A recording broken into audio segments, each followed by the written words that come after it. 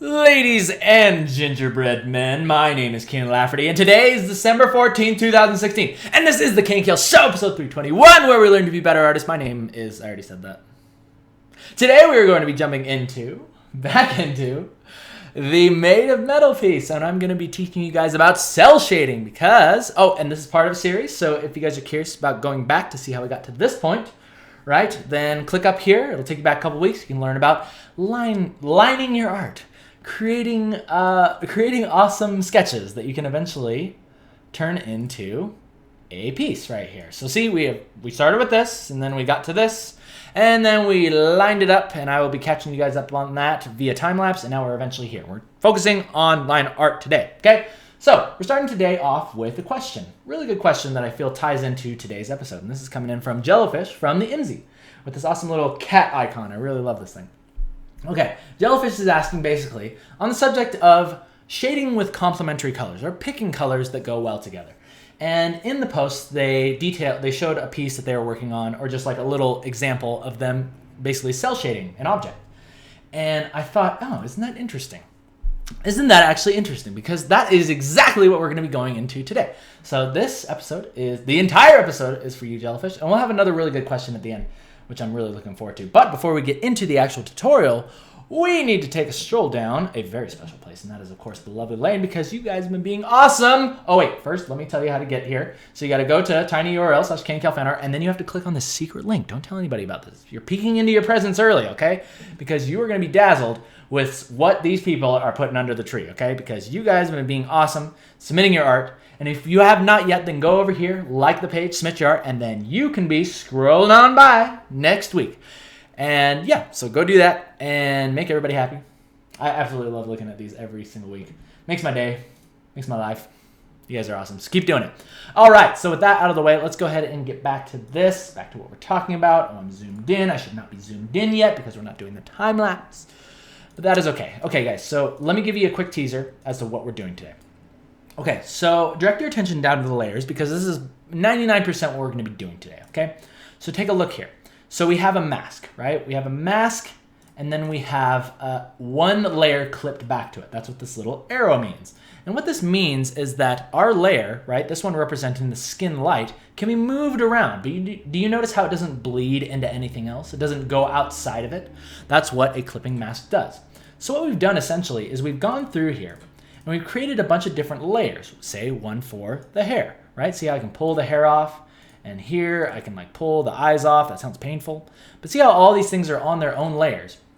And what we're going to be doing is creating new layers on top of that, clipping it back, and then basically be able to separate our lights and shadows to picking the proper colors that we want. But we'll get more into that in just a moment because we got to get caught up to where we are via the time lapse. And I'll tell you guys a little story. Tell you guys a little story about how I'm feeling today. And that is that I'm feeling a little bit like a Scrooge. And you want to know why? Because winters in Utah are very special because you know what happens when you wake up? You look out the window. Do you see a blue sky? Do you hear rolling waves? No, you don't. It's a very dark, dingy gray. And I personally enjoy this type of thing because it kind of like lowers my mood a little bit and it makes me want to just hang out inside and play video games all day. It makes me want to play Dark Souls 3 all day. It makes me want to play Overwatch all day. And my brother just got me Titanfall 2 and I love that game too. So it's like, it's a perfect time. See, because I love the contrast of seasons here in Utah because it allows you to really enjoy the outdoors in summer. And in winter, you can enjoy the outdoors too by, going like snowboarding and stuff, but I rarely do that. But more so, I love just being able to stay inside and enjoy a new part of your life. And that is like, whoa, look at this world that's inside of my own house that I never noticed before. There's so many things to do in here. So many awesome things to do. So, of course, it's just like that dynamic. So that's what I feel like I'm going through right now. Like that change is finally happening. It's finally happening. We tried to dodge it a few times here. We thought we were getting away from it. But sure enough, the winter is here. The winter is here. It is upon us. And so if I feel a little stumbly today, or if I seem a little stumbly, if I seem a little more like a Scrooge today, then you know why. But regardless, we are going to carry on. We're going to be drawing some sexy butts here. And we're going to be having a good time teaching you guys all about that. Okay? And as you guys can see down here, I told you I'd be stumbling today. As you can see down here, I'm using the Lazy Zooming Pro, which is also detailed in these other episodes if you want to check it out. It's a really awesome tool that honestly should have been part of Photoshop, but they never put it in because, I don't know, some sort of conspiracy people are formulating about, them working together. But regardless, Lazy Nezumi is awesome. I highly recommend buying it if you're going to be doing line art such as this, creating your own anime pieces, and you need like really, really smooth lines. Also, which I detail in those other episodes. Along with another way to do it for free. Of course, if you don't, Santa's not bringing you Lazy Nezumi this year, then you need to be able to do it yourself. And I also teach you how to do that. Okay? So, the basic thing behind this, for those of you who don't know about Made of Metal and what kind of sparked this piece. Oh, wait, did I skip way too far into that? Oh, yeah. Okay, so here I go. I'm going to start masking these characters. Let me tell you a little bit about the story behind this piece and where it came from. Okay. So basically what's happening is Mika and Mocha, these two maid girls, are time-traveling maids. They're time-traveling maids. And why have I not... Was I zoomed out that entire time? Oh my gosh, I'm so terrible. Okay, well, zoomed in now. Okay. Oh, I'm so terrible. Oh, drawing this castle in perspective, that castle behind the portal, I was like really impressed with like how well that came together. Every now and then I do something, I'm just like, oh man, that looked like really good. That was like really well done. So I was really happy with that. But yeah, Mika and Mocha are these two maid girls that travel through time. And basically what I'm thinking is that Mika is from the present day and Mocha is from the past, right? So Mika somehow goes to the past and she meets Mocha. And Mocha has like this magical sword. And they travel through time via this cat thing that looks like Toothless from How to Train Your Dragon. I haven't really figured out the exact details of that yet, but it's more so like a bunch of funny ideas just kind of piled together, and then I let everybody kind of figure out, what they want from it. But basically, time-traveling maids with a cat monster. And who could say no to that? So now we're going through, and I'm going to be laying out my mask, as I've shown you guys, and watch very carefully down here in the layers, because I'm separating everything out. Every single layer is its own color. And of course, I'm referring to Gurren Lagann because I really want to make sure that I kind of get that same style, that same animation style. And that's why we're doing cell shading today. And okay, so another thing that you guys might notice is that I did that background. And I'll show you guys a little bit how I did that today. Don't want to focus too much on it. It's actually very simple, so it wouldn't take too long. In fact, let's go ahead and do that right now, because it has a lot to do with the colors that I chose in the beginning. You notice that a lot of these masks are very dark, and this picture appears very, very dark and sort of unclear. But the reason why I started with these darker colors is because I was referencing it from the background colors. And I'm saying, okay, how are these lights, right, these dark purples and sort of like these blue lights going to be affecting my characters? And that really helps me with picking out my colors. Because normally you would say, oh, okay, well, Mika's hair, let's go ahead and go to Mika's hair. It's pink, right? But if we color it pink, it looks strangely out of place currently, right? It's like, yes, that can come in later, but I find it much more easy to start with the shadows. So my thought process goes like this. Take pink, and rather than just darkening it, we want to add some blues to it, which pulls our hue down, pulls our hue towards purple.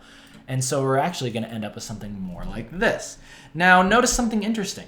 Do you see how when I paint it that color, by comparison, because I've also painted the skin as though it's been affected by these blue and purple lights, and the eyes as though they've been affected by these blue and purple lights, that hair still appears pink. You could infer that hair is a reddish color. And that's because of color relativity, ladies and gentlemen. Woo! Isn't that awesome? Yay! So that has to do with, right? You don't always have to paint the exact color that is there. You have to consider what lights are affecting it. And then basically once those colors come together, it will start to look more cohesive. And that's going to be a big thing as we go forward with this. Okay? Okay, but a quick note on the background. Quick note on the background. Let's go ahead and talk about that really quick. Okay, so the background basically comprises of a few layers. One is like this atmosphere layer, which is just like this pink layer, which I kind of throw in there to kind of like change the value of the background. See how I can make it like lighter or a little bit darker, just so we can kind of get a quick idea as we go through this piece, right? But for now, let's go ahead and turn that off. I have a glow layer, which is these blue lights. Let me go ahead and set this to normal so you can see what this actually looks like. So it's actually just like these blue shapes, but I've placed them on top of the brightest parts of the portal, and I've set the layer style to hard light. And what this does is it helps to create an extra glow to like the blue parts. Really think that stuff looks cool. So let's go ahead and go back one more. Now this is the real secret here because this is my gradient map. Now the reason why I like gradient maps is because I've set up this piece in a black and white stage. I didn't go through and actually like pick out these colors and be like, oh, wouldn't that be interesting if like it went from like a purple to like this pink and then it like went to a blue and then like this really light teal. It's like, no, I'm not like necessarily picking out those colors and then trying to figure it out as I go. I paint it in black and white and then I use a gradient map. And the way that you do that is you have to have a black and white piece, right? A black and white background such as this. And then what you do is you go to layer. Oh wait, is this, let me zoom out so you can see this. Okay, so you go to layer and then you go to new adjustment layer and then you go to gradient map. And what this does is it puts a new, it puts something on there that basically translates your colors. And here's a good way to check it out, okay? So click on this bar that appears when you select gradient map. And then say, pick this one right here. I think this one's really good at illustrating this point. This blue and orange one. So basically what this does is it says, okay, all of your bright colors, I'm going to use the color on the right, okay? So for this, you could like pick a green. Let's say we wanted a green portal. And then for the darker colors, I'm gonna use the colors on the left, okay? And for that, let's make it like this teal, okay? Now see how those colors are mixing together already? See how we already have like kind of a cool look, right? But now check this out. You can also add colors. Let's go back to that little tool and just click in the center here. Now check this out. You can create intermediary colors. Intermediate colors. I don't know exactly what I'm trying to say there, but intermediate colors. Yeah, intermediate colors. And you can basically do this as many times as you want, and you can play around with a bunch of different ideas. And that's how I got to that point. And see how cool that is? Look at how cool that is. I absolutely love that. Oh, and here's the other cool thing, is that you can move these sliders left and right to get different lighting schemes. Look at how when I like pull this darker one further up, see how it changes the feeling of the portal? And I can add another color in there. Let's say that I wanted another color to kind of blend those two together. Maybe like this bright blue. So see, and you can kind of adjust your colors on the fly. Adjusting your colors on the fly to get to the point that you want. And then what I did was there's this mask over here, which is basically this white piece. And as you click that and then you paint, if you paint black onto, see how we have black selected? If you paint black onto a mask, what that's going to do is it's going to eliminate that gradient map from the background, okay? And that, ladies and gentlemen, is how I created the portal, okay? Oh yeah, and here's the gradient map that I used on that. So see, it's like, look at all the little things that I did in there. I added like 5, 6 different types of colors, pushed and pulled them around, got to the point that I liked, and then I added those glows on it, which helps to make it look a lot more natural as well, okay? So, now that we got that out of the way, now we can finally get into the fun part. And that is actual cell shading, okay? And I think that, yeah, that's basically it. So let's go ahead and close that down. Let's get to the actual tutorial. Thank you guys for being patient. Well, I explained everything that got us to this point because it's really important to get that stuff out. In fact, we've been focusing so much on Mika these last few weeks. Let's go ahead and do Mocha this time, okay? So we have our reference here. So you can see, actually, with our cell shading, there's a lot of local color. Like if we look at Simone's face here, there's a lot of local color that is on the characters' faces with little tiny bits of shadow. Like if I were to pick out these shadows, there's actually not a lot. There's like a little bit right here, a little bit on the ears, a little bit here, you know, a little bit on, I totally forgot this girl's name, but it's on her neck. You know, on, oh shoot, I totally forgot. This is Simone, and this one is, oh no, that's totally gonna bug me. Yoko's here. Okay, let's go to Yoko. See, so there's actually not a lot of cell shading, but we are cell shading the most important bits, most important parts. But for the most part, it's very, there's lots of hard edges, and that's what I want you guys to focus on today, is hard edges. And because we're separating our layers out, because we're separating out our light and shadow, we're going to be able to select those colors with ease, okay guys? So what we're gonna do first is we're gonna pick our ink brush for both our eraser and our brush, and we're gonna begin lighting these characters, okay?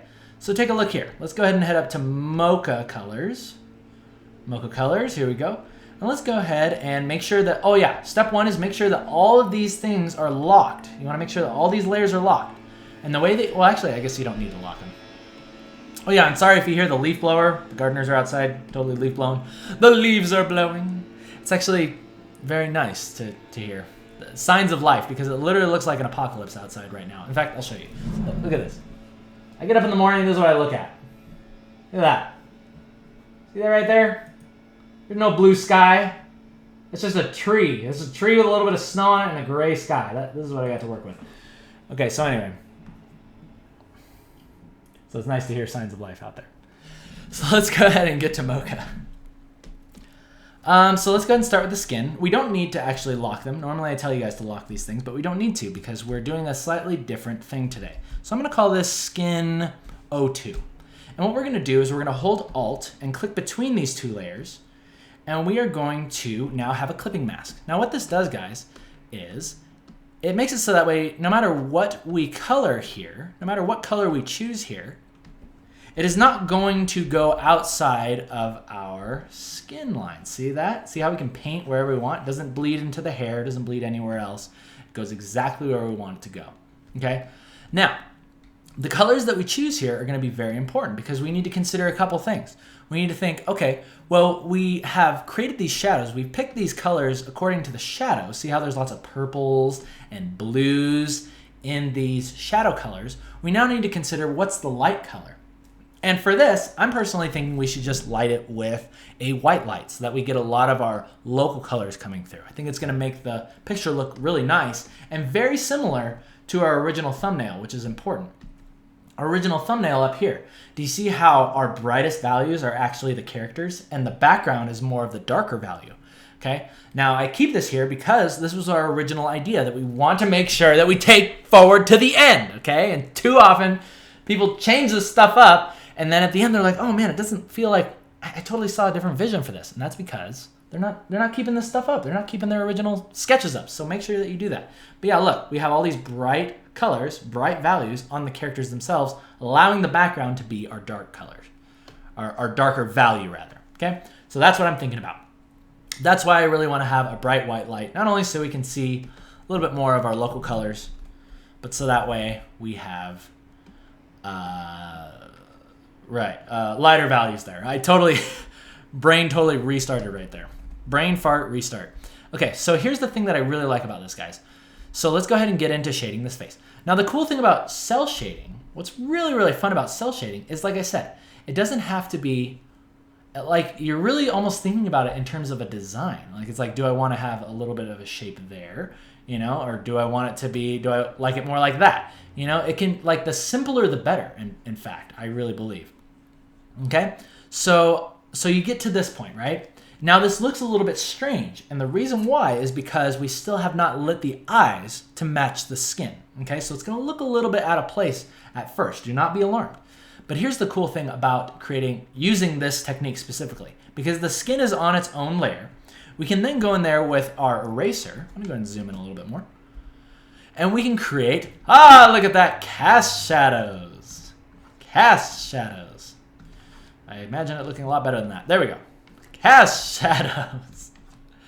And there we go. Okay, cool. We can have a little cast shadow there, a little bit on that part right there, a little bit of a cast shadow there. Okay, so we're getting something like that, and that looks awesome. That looks freaking awesome. Maybe a little bit of a cast shadow there. Now, this is what I'm talking about, guys. Because you only have two colors to work with, you want to make sure that it looks good, obviously, and you want to make sure that you are following your own rules, okay? So make sure that you get in there and make some nice colors. Let's shade this bum, okay? Let's shade this bum. And then I want to get to a really important point that I want to make today. Really, really important point about shading and choosing colors. And this is going to go back to you, Jellyfish. This is going to go back to you, my friend. Okay, so we have this down. This is looking great. I'm imagining the light is coming from the bottom left, right? Bottom left lighting. Possibly kind of from behind this cat, or maybe the cat itself is the light source. But we're kind of running with that, okay? Now, here's the cool thing about having separate layers, and that is that you can adjust these on the fly. You can adjust your colors on the fly, Jellyfish. So if you're curious about using complementary colors, take a look here. Look at what colors we're actually using. We're using a dark red, desaturated red, but what is our shadow? look at that. I want you to pay attention specifically to this right here. This is our Richter scale that shows our hue shift. Okay, so we have reds here, and then right here we're going all the way to purple. Now this is how I really believe that complementary colors should be used. It's not necessarily thinking in terms of, okay, well I have an orange light, so therefore my shadow should go all the way down here. It should hue shift all the way to blue, and the shadow should be blue. Not necessarily. Think about it more in terms of like addition, or like an additive value, okay? So this is sort of red, and then we add blue to red, and that gives us purple. That's how you shade with complementary colors, okay? So hope that helps you out. Now let's talk about the adjustment thing that you can do with this technique, and that is hitting Control U on your color of choice, on your light or shadow of choice. And then look at this. We can actually change our colors on the fly. It's like, ooh, do I want it to be more of like a bluish light? Oh, look at that. Do I want it to be a little bit more red? Maybe a little bit more yellow. And then you kind of get to some place that you like. I actually really like that one. That was the one that we had before. But here's the really cool part. You can actually also adjust the shadows. Look at this. You can actually make them a little bit brighter. You can change them to be more red. You can change them to be more blue. See how cool this is, guys? Now, this is why it's really important that you set it up this way, because especially when you're getting started with cell shading. And that's because it's hard. It's very, very hard to pick two colors. You only have two colors to convey a lot of information. Normally, you're able to say, okay, for example, it's like, okay, if I was shading this normally, I'd be like, okay, what is our main color scheme, right? What is our main light source? Well, okay, it's gonna be our light from the bottom left. Okay, so we do something like this, right? I'm like, okay, well, we need like some cast shadows in there, or we need some light fall off there. So let's go ahead, and this is me shading how I normally would, right? Oh, it's like a shiny texture, so we could like do this, right? And then, oh, but also we need to keep in mind our ambient colors, right? So we can have like a little bit of purple in these areas, right? And then you can start to do stuff like this, right? But the problem with cell shading is that you don't get to use all that information. You get to take all that information and compile it into 2 or 3 different shapes that will convey that information, okay, guys? So that is why it's important to have separate layers, so that way you can experiment. And that's what this is really all about. It's about experimentation. Let's go ahead and get rid of this. Okay, so now that that's out of the way, let's continue with this, and let's have Mocha. Let's get Mocha looking a little bit more proper. Okay, so we're gonna move on to the white parts of our character. That being, notice how I put all the white parts, like the gloves, the part of the maid uniform, eyes, and the teeth. All those are all on their own thing. Again, it's all about simplicity. So we gotta ask ourselves, if it is indeed white, what is the color of our light going to, how is it gonna affect it? It doesn't have to be perfect, right? I'd say just throw a color on there, create a new layer, do that trick right there. We're gonna go ahead and name this white 02, right? And that's clipped back. So now we can take our ink brush, let's make sure we got ink right here, and look at that. We can start coloring things. Just go a little crazy with it. Go a little crazy with it at first, because what I like to do is I like to sort of like paint giant shapes in first, and then I'll go in and do the cast shadows.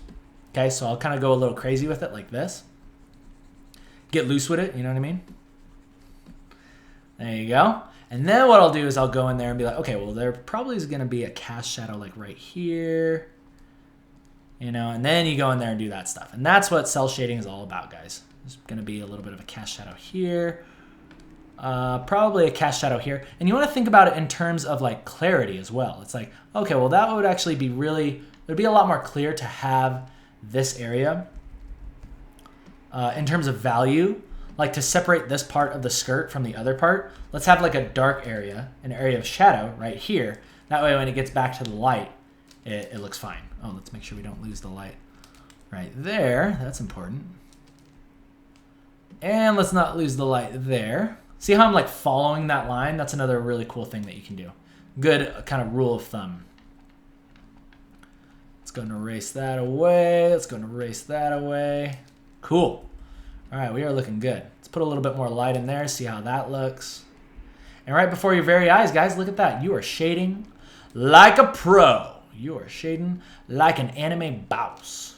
Okay, so hope you guys are paying attention, because this stuff is awesome. I love this stuff. Okay, There we go. Let's go ahead and get that shadow right there. I think all this will be in shadow for the most part. Let's have a cast shadow right there. I really feel like the cast shadows are what makes a big difference. Think about the areas of your character or the costume where there would be a shadow being cast. And incorporating that into your design will bring your drawing from okay to like really freaking awesome. Okay, like for instance, right there, cast shadow. Cast shadows and fall off shadows. See, look at that. We're already getting a really cool look. Isn't that awesome? Now, because we put this on its own layer, we can go in there and be like, okay, well maybe do we want it to be more like a yellowish light or do we want it to be more like a blue light? Isn't that awesome, guys? Oh, I actually really like that blue light. Yeah, maybe it should look more like that. A little bit of red in there looks good too. I don't know what I like. I don't know what I like. I think that one actually looks really nice. See, I like using a little bit of red because it pulls it off of the cooler colors from the background with the blues and stuff. But also the yellow looks really good too because that is actually the exact opposite of our purples, which is the most occurring color in the background. So that's why you look at that and you're like, ooh, that yellow looks really nice too. So maybe like a nice mixture between that orange and yellow would be the best. Yeah, I actually really like that a lot. Now let's also go to the whites because maybe we could do a little hue shift here. Maybe have these be more blue. You know, blues look cool too. I don't know. Again, this is all up to you guys. This is all up to you. And that is the power that I place in your hand by teaching you this style today. So let's go ahead and finish off Mocha real quick. Finish off a couple things with her. And then we are going to call it. We're going to do one more question, then we're going to call it. And then I'm going to go get some pizza, and I'm going to relax, and I'm going to play some Overwatch. And get some more holiday loot boxes, because I got like 6 yesterday, and I literally got the same candy cane peppermint piece of crap icon over and over again. I didn't get one skin. I'm so sad. I really want, okay, don't tell anybody this, but I really want that Yeti Winston skin. It's pretty freaking awesome. I basically main Winston. I'm such a pain in the butt when I play him. I absolutely love him. He's super fun. And I'm really hoping to get that Yeti skin. Okay, so the last thing that we got to do, and this is really going to bring our character to the forefront because we're going to shade the most occurring fabric or material on this character, and that is, of course, the black part of her maid uniform, okay? Now you might ask, what is the color that we want to use here? Well, we've sort of answered that question because we know that our light source is going to be warm. So we're going to take this blue, right? We're going to take this blue, which basically represents our black material, and we're going to move it up, and we're going to add warmth to it. We're going to add warmth. So we're going to get something right around maybe right there. Right there. Let's try that out. Create a new layer. Go ahead and clip it back. We'll call this material, or we'll call this uniform 2. Why not? Uniform 2. Okay, and then we're going to go ahead and start making those big swooping pieces of light that go through here. Of light. And see how that is going to make your piece look really freaking awesome. Love this stuff, guys. I love it. Oh, I forgot that little part back there is supposed to be white. A little part back there is supposed to be white. Okay, we'll fix that in a little bit. We'll fix that in a second. But see, now, haha, look at that. It's starting to look really nice. Now I'm just following these lines, guys. I'm following the lines of the light that was there before. Now there's a couple things that you can do here. Because you could opt, well actually, yeah, I'll do this as the final thing. So I'm going to go ahead and color this entire thing in.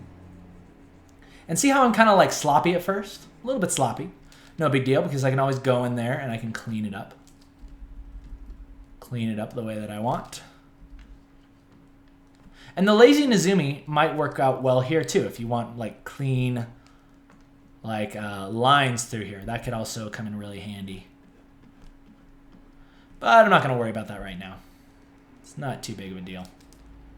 Let's see. I bet some light would definitely get caught up in here, but not too much because we got to consider, right? We got to consider our cast shadow from this leg right here. So it's actually probably going to look more like this. All right. Cool. Nice. And then right here, we're also going to have a lot of light as well. Probably put a little cast shadow right there. Oh, there's definitely going to be a cast shadow right there from the boot. There we go. Isn't that awesome, guys? Hope you guys really dig this. I know you guys are going to try this out for yourselves, and you're going to like it a lot. Especially the way that I've taught you guys to lay it out here, because it's going to make it so much easier. It's going to make it so much easier, and you're going to thank Santa Claus that he came by and he gave you an amazing gift. that's so funny. Oh, okay. That was probably way funnier to me than it was to you. But whatever. Let's continue. Let's continue. Oh, man. Okay. So, yeah. Very simple, guys. So now let me show you the last thing that I wanted to detail today. And that is the fun that you can have with a third material, or a third lighting portion. Oh, wait. Let me go ahead and fix this. Okay, so here's a perfect example, guys. So a good way to create a good cell shading design is you want to follow lines. Do you see how this line, if I continue that down, I can continue that right down here. And once I can connect those two, do you see how that feels like a much more cohesive design as opposed to the way it was before, where it was like this? The shadows aren't aligned. It looks kind of strange. So that's a good way for you guys to gauge and get some good looking designs, okay? And following that same technique, let's go ahead and go back to the skin, and let's also add that light in there. See that there, guys? Isn't that awesome? Boom. And then we can kind of like do this. Maybe we can kind of come out like this. You know, figure out your own designs.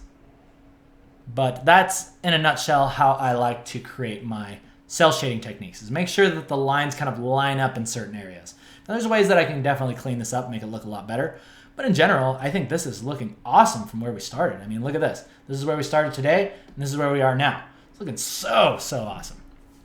Okay, and the last thing that I want to talk to you guys about before we go into the final thing, this is definitely going to be a longer episode, but I'm sure you guys don't mind that, is we got to talk about the final shine.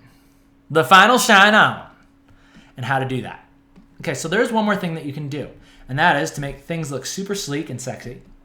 You want to be able to go on there and create one more layer. So we're going to do this on the uniform because I think it's going to look really good here. And what I want you guys to focus on is creating like one more little shine that goes through there. Isn't that awesome? This is a very anime thing to do, where they go through, they do this on the hair, they do this on skin, they'll do it on like shiny parts of the costume. Doesn't matter, but like little tiny things that go through here, little tiny shines, will really help it to look a lot cooler, especially if you're going for that shiny look. And a good way to find the proper color, because here's what you want to watch out for. You don't want it to be too bright. Too bright, it might look a little strange. You want to find it, you want it to be low contrast. Low contrast tends to look the best. And that'll give you that final, like, nice look that you're looking for if you want like a shiny sort of texture. Alrighty. In fact, I don't even know if it's really needed there. It looks really good, just kind of small right there on the edge of the leg. Yeah, I like it. But that is for you guys to use at your own leisure. Alrighty, ladies and gentlemen, before we go, it's time to cast some question catapults. And we got a great question coming in today. Oh man, I am going to have so much fun. I'm going to have so much fun with this. Okay, so the question coming in from... whoops, wrong one. The question is coming in from the MZ, as usual. And this one is coming in from Marshall J. Watson. And Marshall J. Watson is asking, art style guilt. Art style guilt. Okay, hey guys, I have a question. So a while ago I was surfing YouTube for inspiring artists, but instead I found a horrible video where one artist in particular is saying that taking someone else's art style is stealing and a horrible thing to do. This got me because the word stealing has such a negative stigma. It just made me feel guilty and ugly and guilty because they're artists that I look up to and want to be like in the future. And of course you're inspired by them and you watch what they do and you copy them, and someone would even say, you're stealing. You're stealing. Oh my gosh. Jay Watson, I can't believe you would ever steal from somebody. Let me get this straight. You're taking someone else's idea that they took years of their life to do, and instead of starting from ground zero and basically remaking the wheel over again, you're basically standing on their shoulders of something they already figured out and incorporating it into your own style. Really? You think that that's okay? You think that's okay for you to steal like that? Well, I'm here to tell you that it absolutely is. And that's something that everybody does. That's what every artist does. In fact, that artist in question that was saying that definitely does themselves. They steal from, because we're all inspired by each other. We're inspired by something. You can't have a style from nothing. And if you honestly think that you are completely original, then you're fooling yourself and you're actually full of it, right? And so I highly recommend that you disregard that message. It's totally dumb. It actually ticked me off when I read the question. I loved it, right? Because I love when people think that they're so unique. They think that they're heaven's little gift to the world. They bring something completely unique that no one's ever thought of before, right? Usually means they're just deluded out of their minds and they honestly need to take a better look at themselves and the world, okay? So, yes, but all artists are stealing from each other, okay? And that's not a bad thing because people are figuring stuff out. Good artists figured out a bunch of really cool stuff. And then even better artists took that and they built upon it. Or they took one thing over here and one thing over here, right? Two great things, they put them together and now they have their own style. And some people just completely copy, right? Here's one thing that I will say about that. The one thing that because I always like to back up both sides of the argument. I don't want to just like trash talk whatever artist said this. I want to make sure that I see it from their perspective too. And there is a negative thing that can come from just straight up copying somebody, okay? And this is more of a disservice to yourself than really like you being a bad person. And that is that you really want to try to find something unique, a unique spin that you can put on something. Because you don't want to be, like, if you copy another artist, you're always just going to be a second-rate version of them, right? No one's going to want the second-rate version of that artist. I mean, unless you can obviously like undercut them or do it for a cheaper price. You know, in that case, yeah, that makes sense for like a supply and demand type of world. But you don't want to be that. You don't want to be a second-rate version of the artist that you look up to. You want to be your own artist. You want to take those things that you have looked up to from that artist, the things that have inspired you, and then you want to take 10 other things from other amazing artists, and you want to put that all into your own style, and then you want to say, hey, look, all these guys got it pretty good, but I think I have one more thing that I can introduce into one tiny little thing, and it doesn't have to be anything revolutionary. It can oftentimes just be slightly different, and then there you go. You've now created your own unique work, okay? So that's the one thing that I will say in that original artist defense is that, yes, you're more doing yourself a disservice because you're most likely just going to become a second-rate version of that artist that you're trying to copy, right? But don't be afraid about stealing stuff. Don't be afraid of taking other people's ideas and sort of building off of that, introducing your own stuff to it, okay? So hope that helps you guys out. All righty, ladies and gentlemen, before we go, thank you again for all those amazing questions today. Really, really good. Definitely perked me up from my little bit of a sobby mood, a little bit of a lower Scroogey mood. But I will say that if you guys would like to contribute to Scrooge's fun and support the show, then just click up here. You can download not only today's PSD, but all the other PSDs from the past. And I really do appreciate you guys allowing me to do this for a living and helping to turn the KNKL show not only into an awesome educational thing, but also a great business. And I really appreciate that, guys. Of course, I never really expected it. And I still do not. Let me just get that out there. I'm so thankful for you guys. And I'm just happy that you guys watch this and are learning. And I get to see it every week when you guys post stuff on the Facebook. It makes me so happy to see something that I taught, somebody is now putting into their own work, and maybe me being able to inspire or give them ideas and helping them grow at a quicker rate. And if you guys are willing to give back, whether it's in the form of monetary things or telling your friends about it, I honestly don't care. I really just appreciate everything that you guys do. And yeah, with that, I want to say thank you to my amazing sponsors. Laura Bashir, David Cariello, and Megan Gwynn and the Chanceys. And with that, ladies and gentlemen, we're going to end. Okay, but I do need to say one more thing, and that is that I'm probably going to be taking a couple weeks off. Because let's see here. I'm actually probably just going to take next week off, because next week is the 21st. And yeah, that's going to be the week of Christmas. So I'm probably going to come back to you guys on the 28th, all right? So I've said it here. A lot of people don't usually watch to the end of the episode. But if you did, then at least you'll be informed. And then you can type in the comments on everybody next week. He's like, where's the new show? Be like, he said he was taking a week off, you dummy. All right? Watch to the end of the show. There's always really good things at the end of the show. Well, sometimes. Mostly just me flapping my gums, but you guys get the idea. Hope you guys had a great time. I sure did. Remember to go download the PSD. I will see you guys in 2 weeks. I hope you guys have a great Christmas. I'll see you in time for New Year's. Until next time, you guys take care. See ya.